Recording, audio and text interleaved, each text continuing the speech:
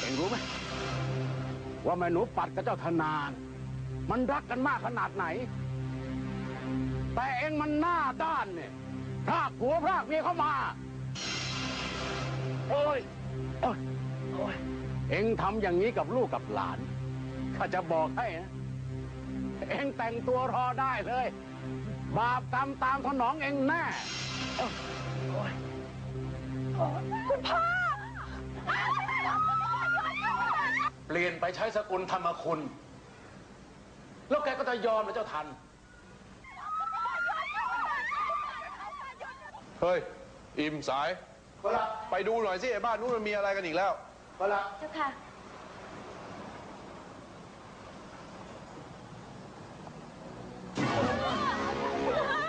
โอ้ยไหนท่านพ่อโอ้ย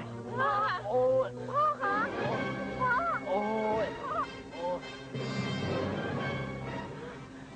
ชื่อและนามสกุลเนี่ยล้วนเป็นสิ่งที่สมมุติขึ้นนะครับทุกอย่างล้วนเปลี่ยนแปลงได้วันดีคืนดีผมว่าจะเปลี่ยนนามสกุลจากจิตรการเป็นสิริจิตรการดำรงก็ได้หรือไม่ก็อาจจะขอยืมนามสกุลคุณแม่มาใช้แต่ตัวตนผมก็ยังคงเป็นหลานคุณปู่เป็นลูกคุณพ่อคุณแม่เหมือนเดิมเลยครับนี่ตาทันอาเนี่ยเชื่อแล้วล่ะว่าแกรักแม่หนูปารมีน้องของลูกปัดมากไม่ได้ดูถูกนะแต่เพราะด้อยการศึกษาใช่ไหมแม่หนูปัดถึงได้เห็นว่าหนังสือหย่าที่เจ้าธนาส่งมานะมีผลตามกฎหมายถึงได้ลุกขึ้นเป็นบ้าเป็นหลัง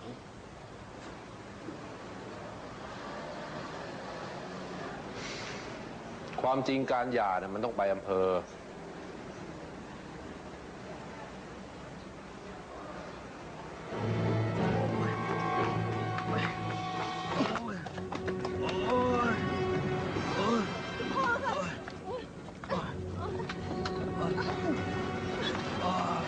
ไปขึ้นรถแล้วครับ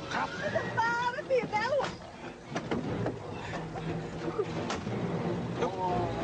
แล้ววันแล้วครับ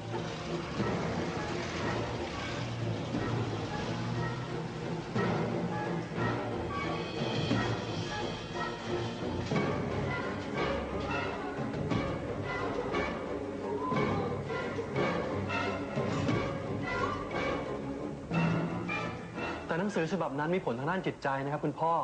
คุณปัดถึงได้มีอันเป็นไปที่คุณปู่กับคุณพ่อพูดเนี่ยหมายถึงหนูปารมีเนี่ยก็ด้อยการศึกษาเหมือนหนูปัดนะลูกคุณแม่ครับผมรักปารมีนะครับผมต้องการแต่งงานกับเธอแล้วเวลานี้ผมก็รอฟังคำตอบจากพระยาพิบาลอยู่ด้วยว่าจะตกลงหรือไม่ส่วนอนาคตปารมีจะเป็นเหมือนคุณอาปัดหรือเปล่าผมก็เบื่อที่จะคาดหมายครับแต่ผมมีความเชื่ออยู่อย่างหนึ่งนะครับคุณแม่ว่าคนสองคนไม่มีวันที่จะมีชีวิตเหมือนกันทุกอย่างไปได้ครับ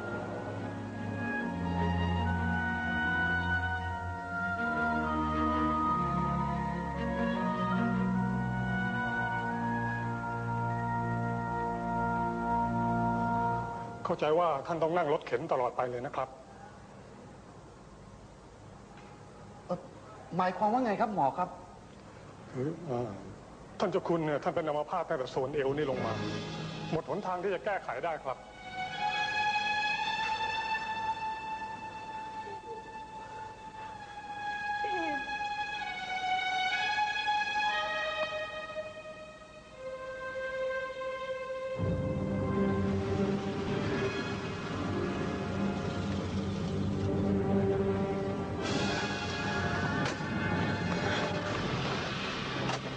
คุณปู่เป็นยังไงบ้างคะคุณอานางปัดอยู่ไหน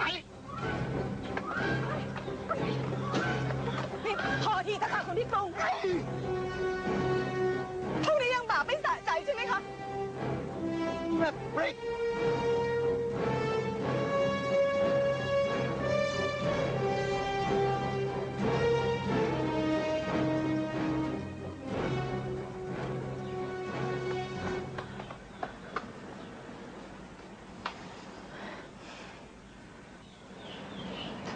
อนนี้แม่ปัดอยู่ที่ไหนอะจ๊ะ ที่เรือนเล็กค่ะ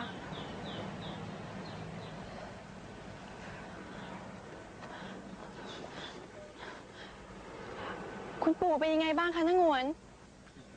ท่านเป็นอัมพาตครับ คุณบารมี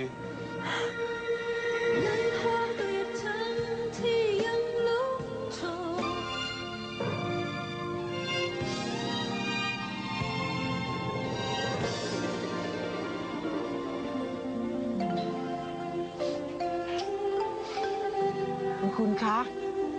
ลุงก้าน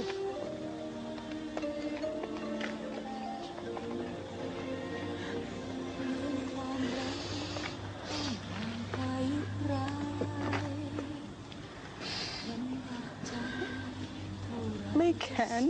ไม่อาฆาตคุณปู่แล้วนะยายปัด คุณปู่ท่านได้ใช้กรรมที่ท่านได้ก่อเอาไว้พอแล้ว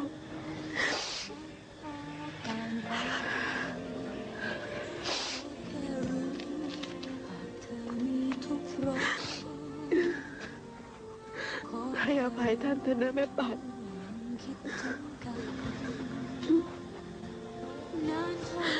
เย่พูด คุณพ่อหลังกระแทกขั้นบันไดอย่างรุนแรง กระดูกเกลื่อน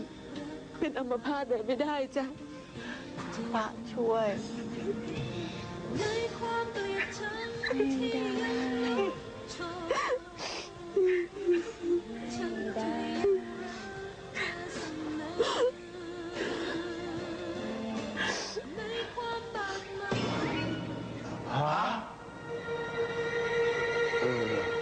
แบบนี้ที่เขาเรียกว่ากรรมสนองใช่ไหมขอรับ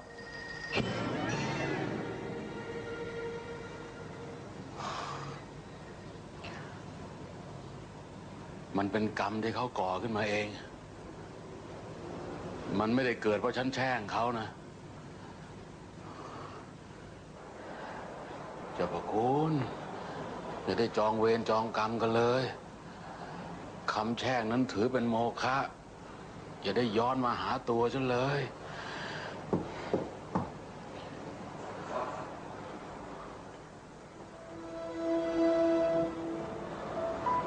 ยังมีอีกหลายคน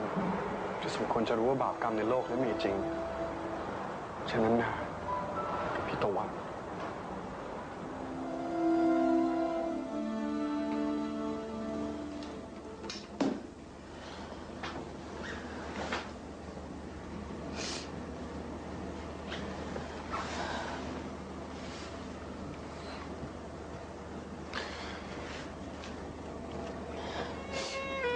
ตะวันสัญญาค่ะ ว่าตะวันจะไม่รักใครอีกในชีวิตนี้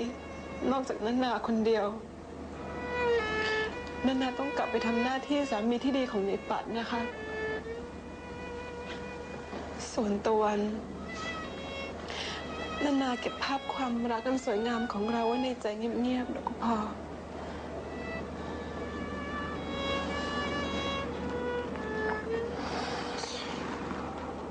ฉันจะรักเธอตลอดไป ตะวัน